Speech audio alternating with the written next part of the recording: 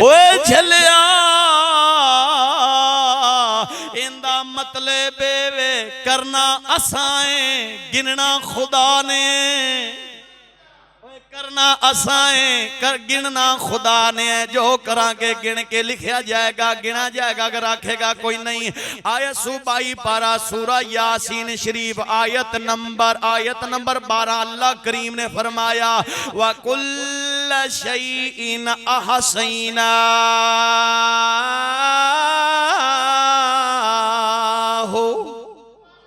اللہ کریم نے فرمایا سا ہر شے نو گنتے رکھیا ہے گن والا اللہ ہے میں کھا بندہ ہوئے تے وعدہ گھاٹا کر سکدا ہے وعدہ گھاٹا کر سکدا ہے ساڈا میزان ہوئے ساڈا تول ہوئے اوندے چ وعدہ گھاٹا انگل مار کے بھی کر سکنے ہاں لکھتے بھی کر سکنے ہاں پر اللہ کریم نے فرمایا ایکو میزان جڑا تینوں دیتا ہے ایک میزان اپنے کو رکھیا جندہ اللہ قرآن جے ذکر فرمایا ہے وَاقِيمُوا الْوَزْنَ بِالْقِسْطِ وَلَا تُخْسِرُوا الْمِيزَانَ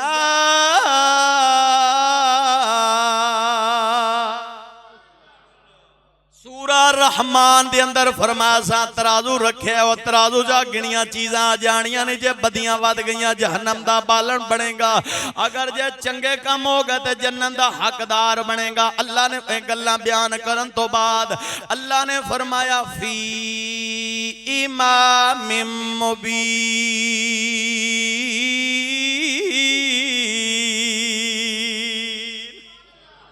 اللہ کریم نے فرمایا ہے اے سچی کتاب ہے جنہیں دعانوں گل کھول کے دس دیتی ہے کوئی اللہ نے اللہ رکھے اللہ دی ذات نے کو اللہ رکھے فرمایا گنی جانی ہے تو کٹھی ہونی ہے فرمایا تو انو اساں کتاب تے محبوب دے ذریعے بیان کر دیتا ہے فی امام مبین حق سچ دی گل اساں تواڈے تک مصطفیٰ دے ذریعے تے ایویں آکھاں قرآن دے ذریعے تے صحیح قرآن دے ذریعے تیرے میرے تک پہنچا دیتی ہن پہنچاون تو بعد پھر بھی بندہ آکھے نہیں پھر چلا نہیں اس گل تو اسی نہ بول چلا بھی پتہ نہیں کیڑے پاسے جانا تے کیڑے پاسے ٹر پے وہ سونے وہ راہ ساڑھا نہیں جیڑے راہ تے جا رہے ہیں ساڑھا راہ اللہ دے قرآن آلہ ہے تے سونے دے فرمان آلہ ہے یہ سیدھا راہ ہے اور راہ کوئی جاواں گے تھوڑے بھی آنگے تکے بھی آنگے پھول بھی ہو جائے گی چک بھی ہو جائے گی خطا بھی ہو جائے گی سب کچھ ہو جائے گا یہ اللہ دے قرآن تے سونے دے فرمان دے راہ تے چلیں گے نہ پھول آوے گی نہ ٹھڈا آوے گا کسے قسم دا کوئی گھاٹا نہیں ہونا انہی گل کرن تو بعد اللہ بیان فرمایا اللہ ہون مثال دے محبوبہ اینا ہونو جیڑی مثال تو میں دو جمعے سنائی کھلا تیسرا جالا او مثال جناب نو ہون سناون لگا اے مثال تو پہلا تمید دو جمعیاں دی مثال کٹی وڈی ہوئے انہیں پھر کتھے جا مکنے پر کہ جتھے آج موک گئے انشاءاللہ اتھے مکا کے آندھا جو میں قربانی دے والے نہ سناؤ سبحان اللہ اب میری گل دی سمجھ آئی کوئی نہ بھی جو کرنے اللہ گن کے لکھا دیندہ ہے آج ساڑھے موڑے تے کرامن کہتے بھی نہیں بیٹھے جو کچھ اگے بھیجاں گے وہ بھی محفوظ تے جو پیچھے چھڑاں گے وہ بھی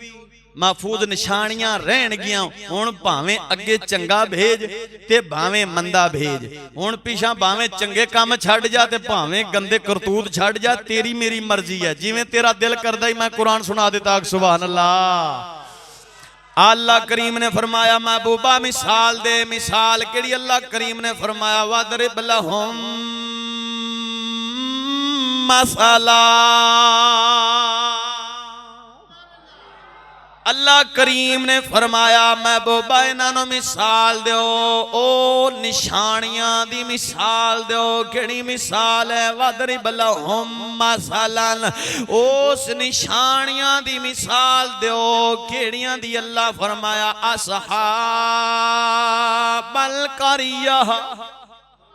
او شہر والیاں دی مثال دیو، شہر والیاں دی مثال دیو۔ اللہ کیوں مثال پہ دیندا ہے؟ جلے مدینے دے تاجدار عربی لجپال نے اعلان فرمایا، لوگاں نے مخالفت کیتی، لوگاں نے عداوت کیتی، مدینے دے تاجدار پریشان ہوئے۔